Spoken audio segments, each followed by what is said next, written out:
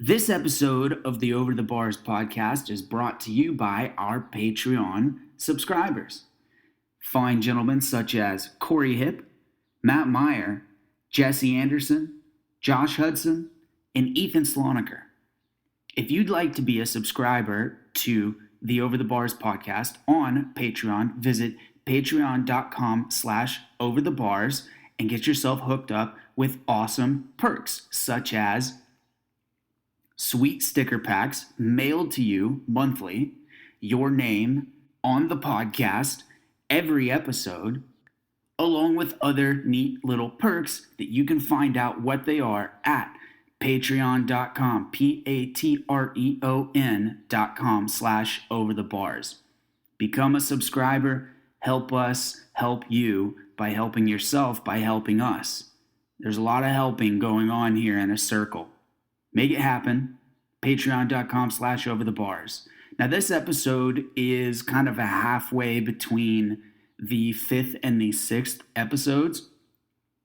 I recorded this podcast story last week before we were able to get together with Nick Peterson. And it's just a neat little story about going and racing dirt bikes. So here you'll hear KP Badwrench and myself, Jeff Crutcher, talk about going and racing motorcycles in Central Missouri in Columbia for the Nitro AX series. Episode number 7 is going to be Mike's weekend recap from Hangtown at the first round of the Pro Nationals. So we're going to talk in depth about outdoor nationals, and Mike's been pretty active lately with RC car racing, so we're going to get into that also. Please tell your friends about the show. Share it on Facebook, like us on Instagram, like me on Instagram, like Mike on. Don't like us, follow us. God damn it, I always get this stuff wrong. Social media is so hard to deal with. It's just too much. So follow us and like us on Facebook at OTB Podcast and Instagram. You already know. Here we go. This episode, it's story time.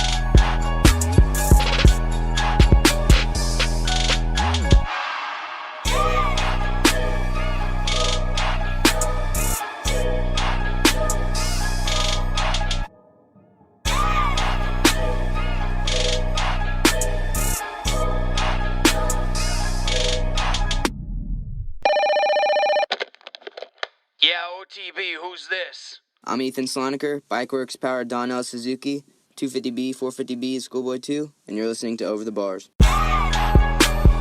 OTB.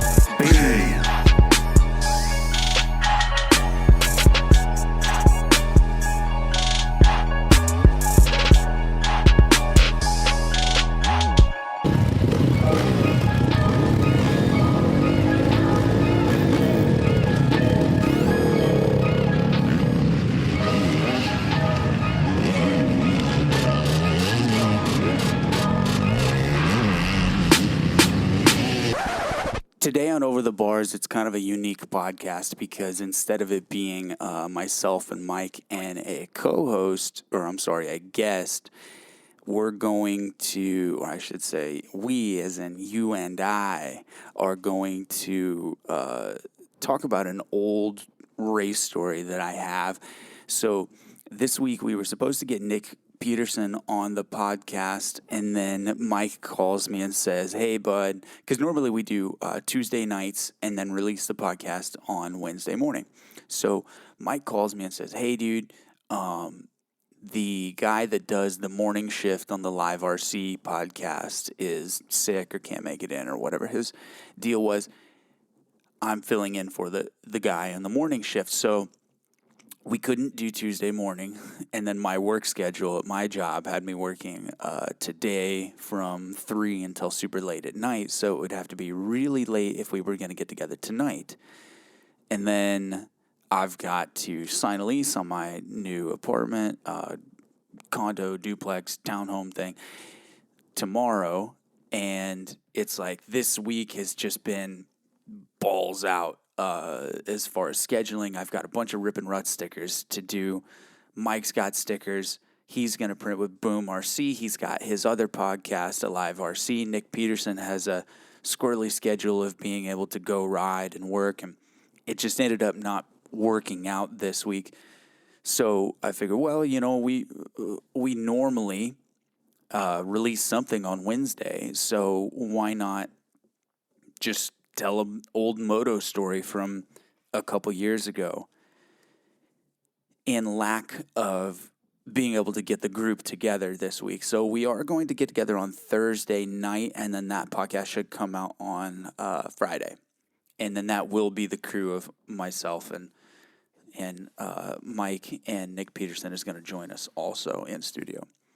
So I'm going to say 7 years ago in 2010, it's funny how, like, I have these memories of races that I've been to, and I necessarily can't remember what exact year that specific race was, because 2010, 2011, and 2012 were all very similar because I wasn't racing full time. But I did ride off and on and did some select races as like a hired gun for the dealer challenge, or somebody would loan me a bike. And KP Badwrench, who does our, for the most part, weekly tuning tech tip, used to have a CRF 250, and I think it was an 08 that he bought brand new. It may have been an 09, brand new bike that he bought. And I loved riding that bike. It was actually one of the few Hondas that I've ever been truly comfortable on. And at the time I can't remember if I was living in Blue Springs or living in downtown Kansas City. I believe I was in Blue Springs. And no, I'm sorry. I was living in downtown Kansas City because I had bought this van. The story of how I got the van, I should just go ahead and tell that while I'm on it. I did a quintiles medical study. So for those of you who are not from Kansas City, there are these medical research trials for companies that do testing on humans. Now, I know that sounds really squirrely, but they're already developed drugs that have been approved by the FDA for use on people. And what they're not testing the drugs for efficacy of the actual drug towards whatever it is that drug is supposed to take care of, or whatever the purpose of the drug is. It's simply to measure how long the drug stays in your system. Are there any side effects that have not been previously recorded? And this is a mass study that they do on like 20 or 30 people. And there are a group within that group that actually get a placebo to ensure that it is a true double-blind, controlled with placebo study. So those in the group were not told who got the placebo. And this specific drug that I went to Quintiles to take was a medical what was it called? A liquid suspended, which means that you just drink it for drug-resistant tuberculosis. And I know that sounds really heavy-duty. I do not have multi-drug-resistant tuberculosis, but I was taking a medicine, and they were drawing blood. So so what I did is I signed up for the study. They did a like a blood test on me, made sure that I don't have anything wrong with me, and just checked, put me through a physical, did my vitals, so on and so forth, and then put me in a pool of possible applicants. So I got the call, and it was a 20-day long study. So imagine being in a hospital for 20 days. You're not just bedridden. You get a bed that has a flat screen TV that drops down out of the ceiling with, headphones, remote, and full, like 500 channel cable. There's a light exercise room. They really don't want you like sweating a bunch because they don't want a false scenario of what a person that would be taking the drug. See, the type of person that's going to take a drug for multi-drug resistant tuberculosis is not going to be working out, sweating, doing jumping jacks, that kind of stuff. So they need you to be kind of idle, which was pretty terrible in the end. That made me feel pretty bad by the end of the 20 days of just laying around and watching Royals games. And in that 20 days, I didn't go outside one single time. But at the end of the study, they told us who got the placebo, and I was one of them. I got super lucky. And really the only side effects of this drug that my test group was taking was people were really sleepy, and it kind of made them shit their brains out. And I'm not talking about like total, water fire hydrant, but it was pretty slippery on the way out. I didn't have any of those problems. So the pay for the study was, I can't remember if it was $4 or $5 grand, but they wrote me a check for $1,000 whenever I left, and then you came back and did a follow-up exam a week and a half later, and then they wrote you the remainder of the check. So I get my check, and I go back to my apartment in downtown Kansas City, and I didn't have a vehicle at the time. I actually had somebody come pick me up and drive me to the car dealership. I had been looking on my computer at this one van that I really wanted to buy because I knew I wanted to buy a van because I was going to buy a bike and, get back into racing and riding. And the car dealership, I talked them down on this cargo van that they had. It was a 98 Ford Econoline. It was used by like a painting or roofing company. And this thing was shot, I'm not going to lie. And I knew that I was going to buy it and change the oil every 10,000 miles, just drive it until it literally doesn't drive anymore. I never titled it, never licensed it. I had, minimal liability insurance on it because you have to in the state of Missouri. And just did the absolute bare minimum to keep that van running because I wanted to use the rest of the money to go ride and race. The jankiest part about this van was the tires. I had to have the tires replaced essentially as soon as I bought the van. So like a couple days later after buying the vehicle, I went to a used tire lot, put new tires on it, and then started borrowing bikes. You'd be surprised how many people, at the time I was 20 years old, so, I was still kind of on my prestige and luster of having somewhat of a successful pro career or whatever you would want to call it. So people, I guess, were willing to loan their bikes out to me unbeknownst that, I was already washed up at 20. So I called Keith and said, hey, dude, let's go racing sometimes. And he had a bike, and Keith really wasn't a big racer. He was more into just riding, and we would go every once in a while, did a couple Missouri State races, did just local crap. And then later that year, I was in between jobs, and let's say I had the cargo van, so that means that I was working at PacSun part-time, like 20 hours a week, living in downtown Kansas City, had this van, and this was after, so I used to be a dry cleaning delivery guy when I was 19 and 20. Got the van, got the job at PacSun, called Keith one night on like a Wednesday and said, hey man, there's an arena cross race in Columbia. Let's go do this thing. And it wasn't so much that I wanted to go race. It's that I knew I was going to be decent at that track on that bike, and I could probably make a couple $100. But the issue was, because I wasn't making shit for money, I essentially had to go to the races Friday and Saturday night, and I had to make enough money to get home, because Keith might have been able to pay for us to go home, but I didn't tell him, hey dude, I'm going to the races with $100, and whatever we don't use on gas is going to go towards entries. And I was pretty friendly with Jay, the guy that promotes the Liquid Nitro series, and I told Jay, I was like, hey dude, I really don't have much money.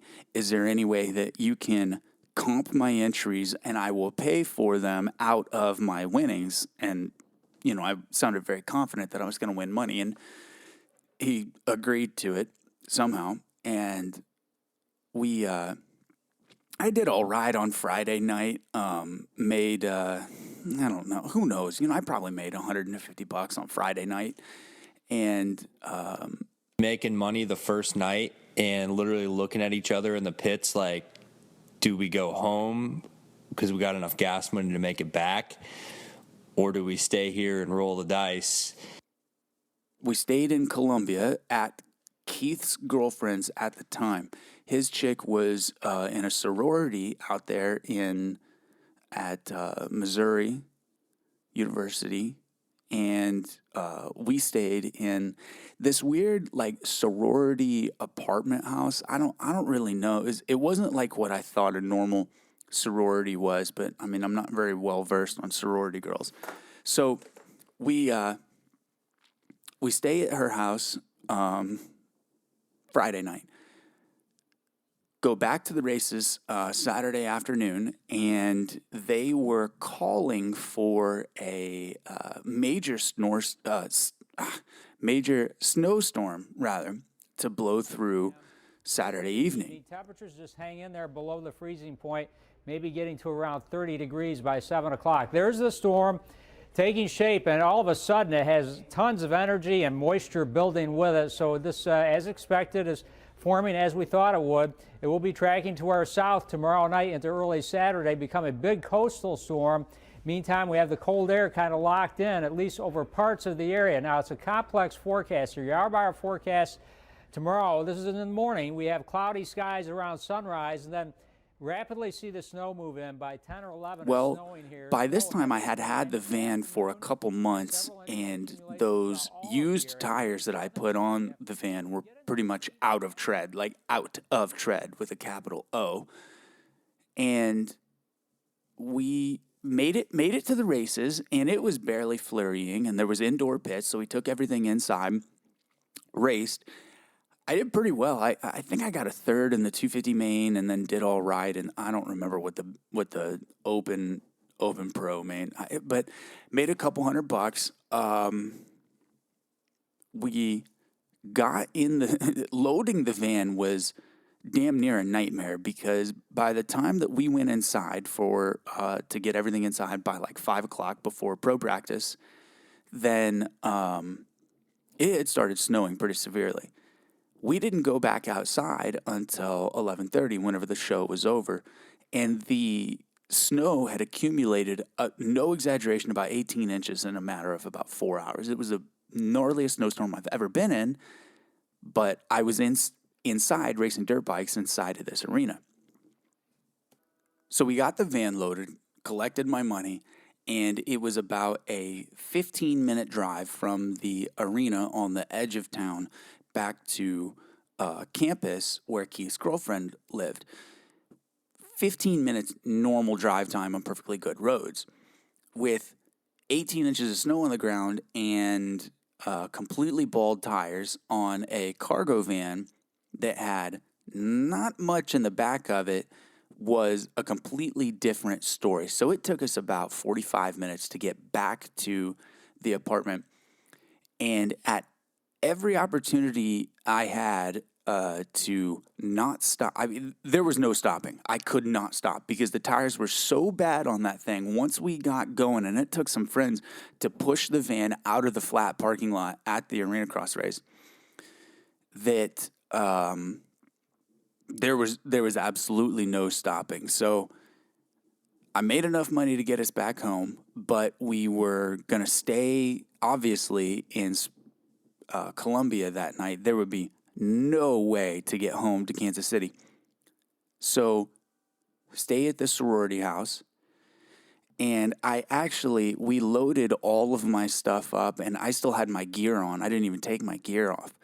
We go inside. I'm wearing my gear. And instead of doing the smart thing and grabbing my backpack with all of my clothes, I just said, fuck it, I'll go inside.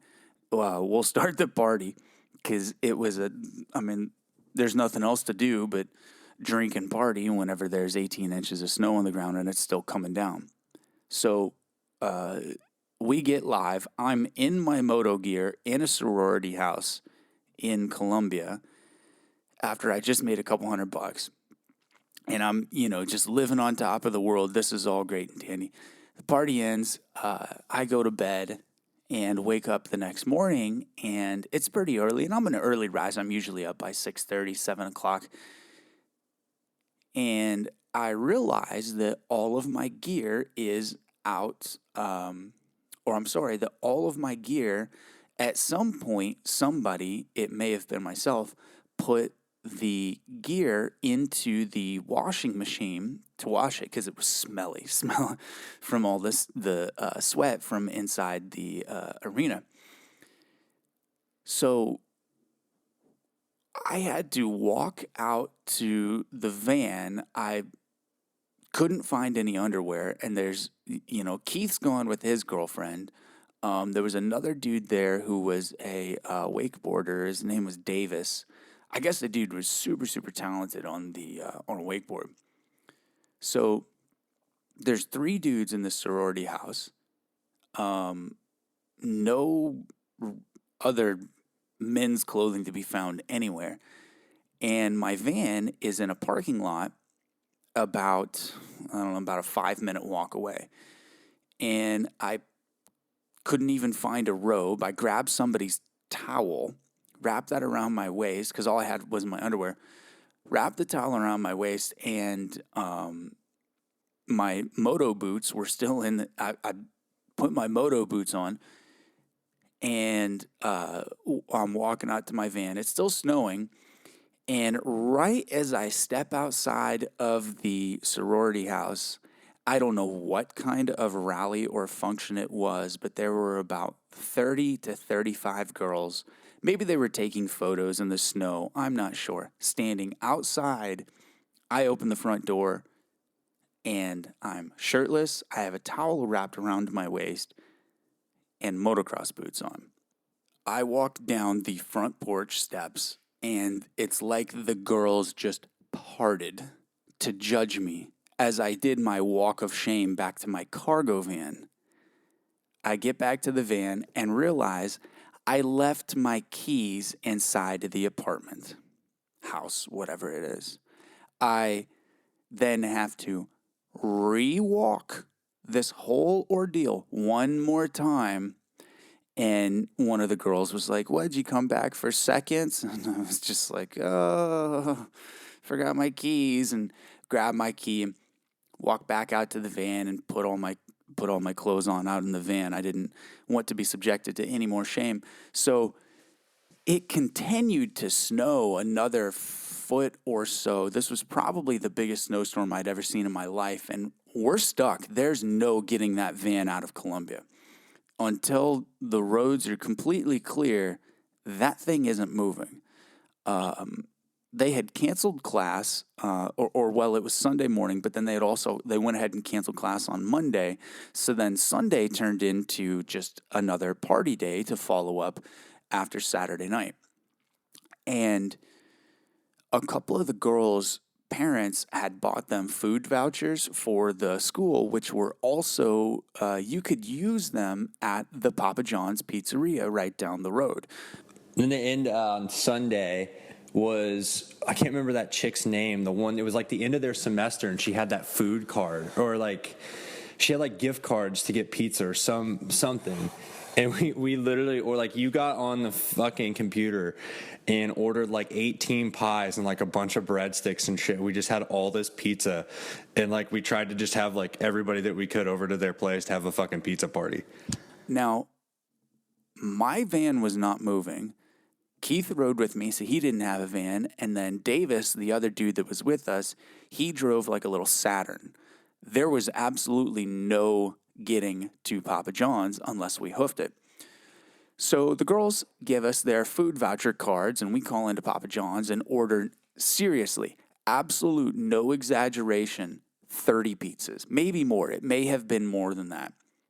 So we call the Papa John's, order the pizzas, walk down there, snowing its balls off, and the three of us are carrying about 10 to 15 pizza boxes a piece, because this was towards the end, or this was right after their last semester, and they had this like grace period where their food vouchers reset, but they could use the ones from the prior semester. So from the ones that were from the first semester, were still good in the first beginning couple days, because it was early January, first couple days of that semester.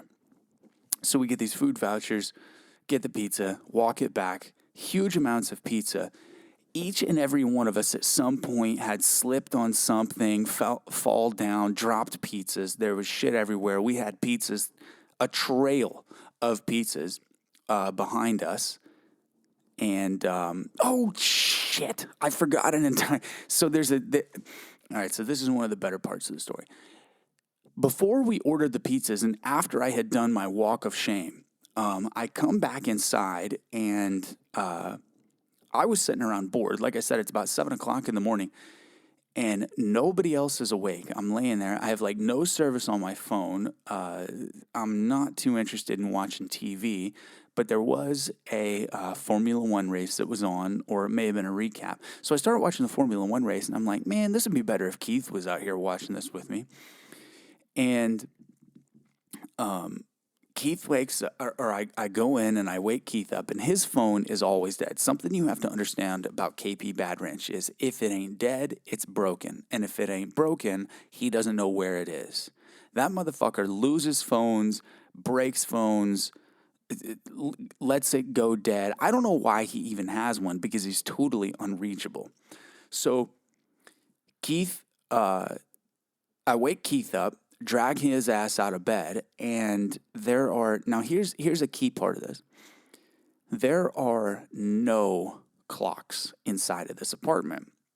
And because it was overcast and snowing, there was no way to tell by the sunlight of what time it was. Keith wakes up. I'm sitting out on the couch. He comes out hungover, and it's about 8:15 in the morning. And Keith is an animal. I'll say that right now.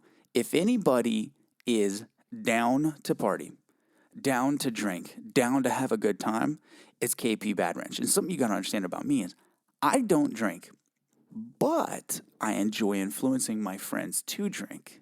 So because Keith, his phone was dead. There's no clocks in the apartment.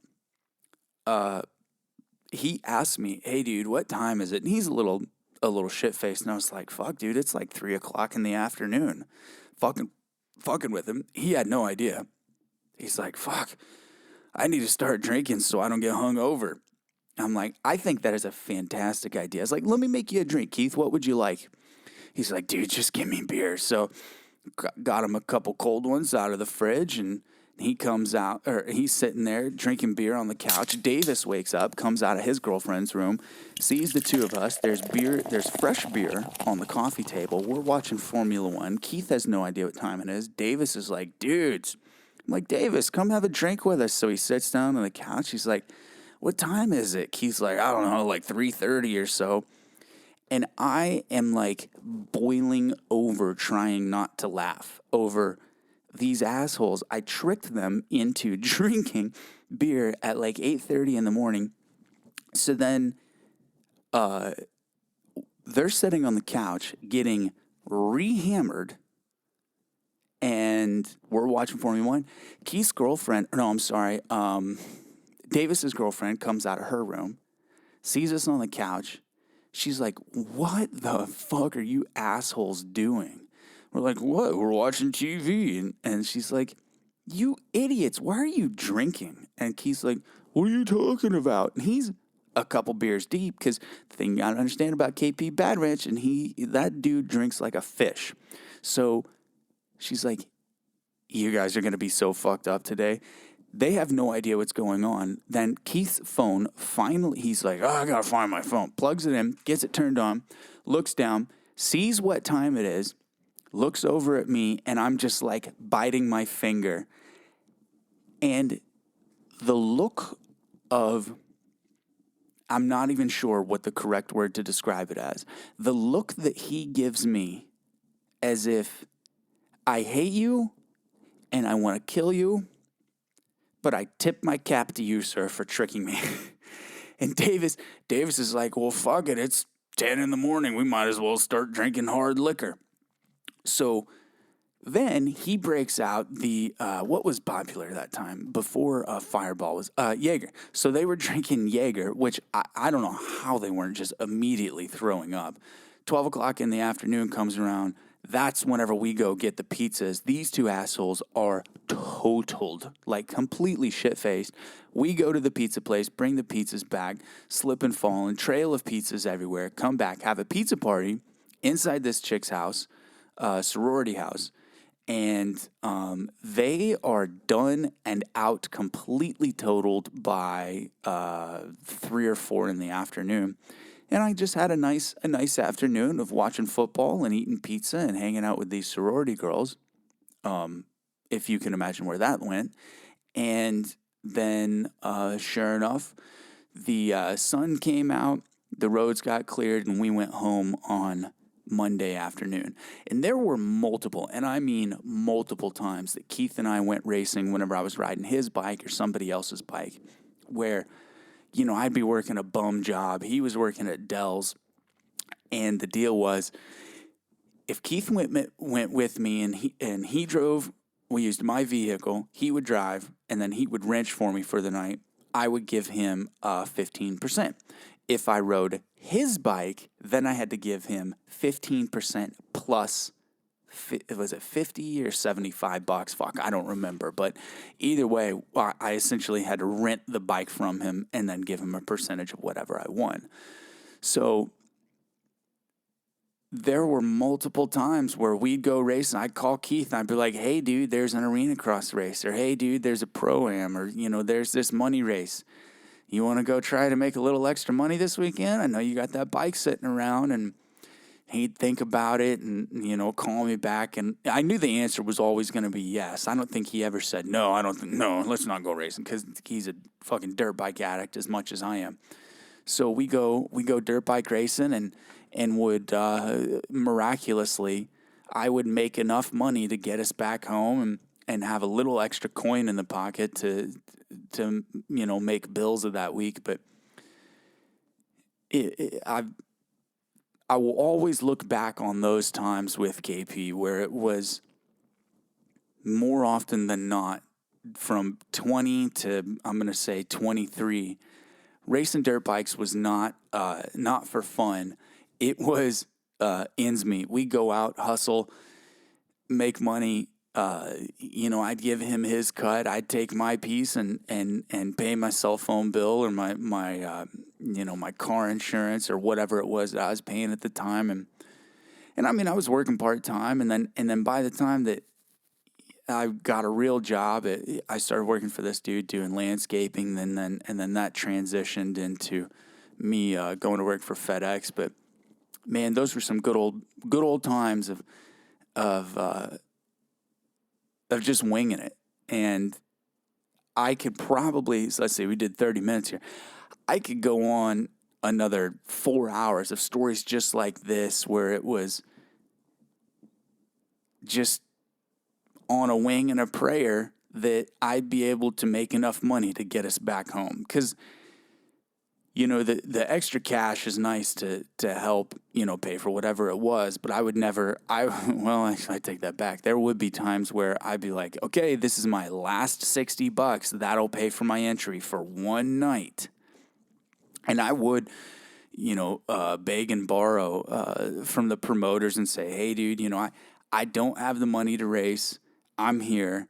Will you comp me? And then I'll pay you back out of my winnings. And I never was able to not pay the promoter back, but, you know, pretty often we'd have a program set up like that, and those were some good times. And I didn't ride very good during those years. I was all right. You know, my head wasn't in it. That was kind of at my time whenever I was just over dirt bikes in general. But I knew that I was good enough to make a little bit of money, so it was hard to say no to that cash option, you know, whenever there were all these regional arena cross races just scattered throughout the wintertime. So that's one of my many stories of going arena cross racing with KP Badwrench. You know, a lot of folks, you know, they ask, how do you know Keith? How do you know the guy that was... See, Keith used to work for... Keith's segue of where he got now with Zach Osborne, his practice mechanic, is a pretty curvy road, to say the least. It started, you know, working with me. I got introduced to Keith by Scott Gebkin, who is, you know, Innovative MX, and because Scott and Keith were working at the Kawasaki dealership in Blue Springs, and me and Scott are bros.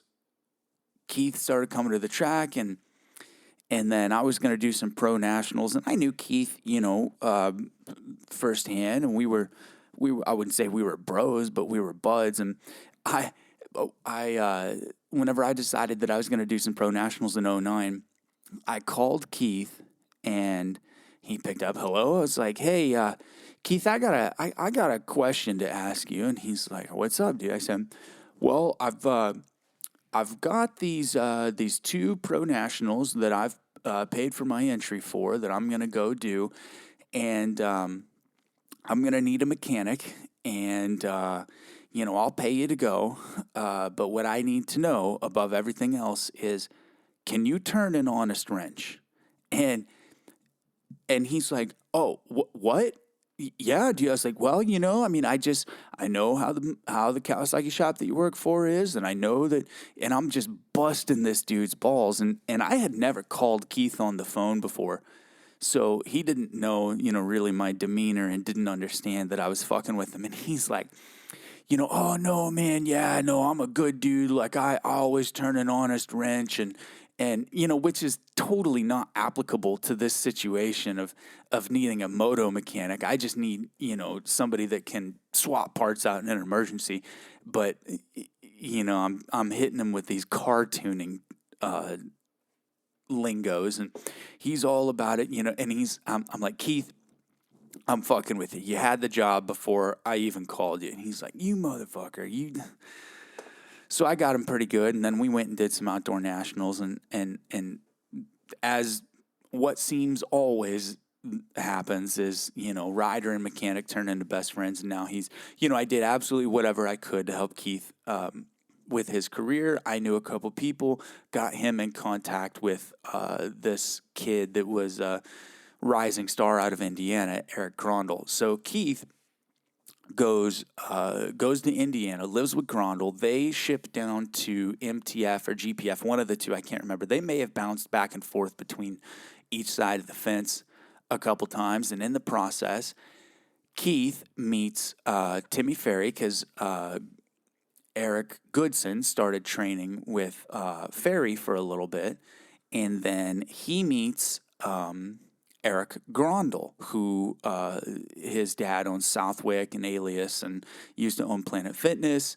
And then Keith, so then Goodsons are getting out of motocross, they decide. That kid didn't have his head on straight, so Keith tells Grondals, hey, I'm going to be open after this date, and then I know that your guy is moving back up north or whatever the situation was. So then Keith goes to work for Eric Grondahl down in Florida, and then Grondahl buys out The Nest, which used to be Villapoto's place, and then somehow or another, man, this is where it gets curvy, because Keith was working for Grondahl and then was helping RJ Hampshire, and then got in with Kenny Roczen somehow, but I don't remember. I think that Kenny I don't remember, but so then he started working for Kenny at Baker's factory. Oh, I know what it is Tim. Okay, so Timmy Ferry introduced Keith to Eldon Baker, and then Baker introduced Keith to Kenny, because Kenny was going to move to Florida, train at Eldon's, and didn't have a practice mechanic. So that's how Keith got the job there. And Eric Grondahl's guy was coming back down from New Hampshire. So all the pieces of the puzzle fit together. Then Kenny and Keith parted ways. Whenever Kenny went to Honda, Keith was in contact with Baker's factory whenever they had Kenny and Keith had terminated that contract. And then Keith's back at Baker's factory and is working for Zacho, and took a little bit of a pay cut, but in the process, now after Zach won that Supercross championship a couple days ago on Saturday night, now Keith has an outdoor motocross championship and a Supercross lights championship under his belt as a practice mechanic, which is, it's just as good as a race mechanic. He's there 25/8 working on the bikes, working with the rider, he's just as much a part of the team as anybody else is.